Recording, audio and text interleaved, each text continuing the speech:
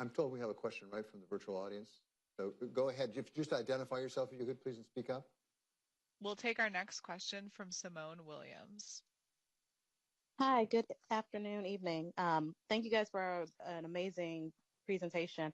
I'm glad to hear that we're thinking through the decision, like how we think through decision making.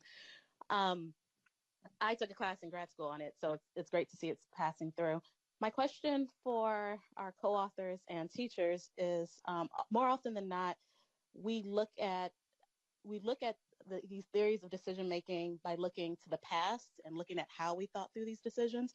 But what can we do to use this moving forward and in a proactive way? For example, like, is there training we should have for senior leaders? Are there other ways we can use these tools to help advance and improve our decision making? Thank you. I think that's what you do. Well, I think so. Look, I mean, in our world, I think both the scholarly community can and should do more, and I think both policymakers can and should do more. And I'll explain what I mean. For us, the community of scholars who write about decision making and foreign policy, many times we write as academics to the academic community. The way we write it, the way we publish it, the way we are in our own world in an ivory tower, and it's very convenient and very easy. But what we say and what we do is really important. And it's important today more than ever because the questions on foreign policy and everything else are quite complex.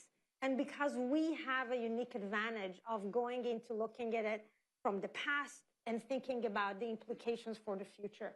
So we in academia, and this is what we do this in the policy school, and this is a big part of what we do at CEPA, is to produce things that are academically relevant and that engage with the world, engage with policymakers from across the political spectrum and say, here's what we can offer based on evidence and data and whenever it is also science.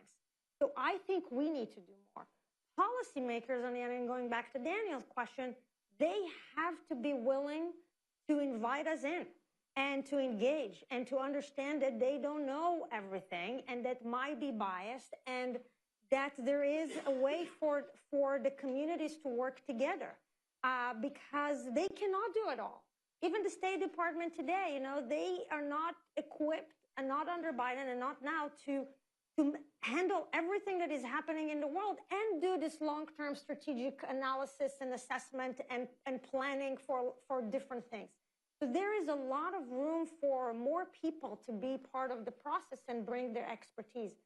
So that's how I'm thinking about as two communities. And in terms of training, yes, sometimes training work. I think that I see this with our students. When you teach them about biases and decision-making, you become more aware of it. It doesn't eliminate it, but you're just more aware of of what it is that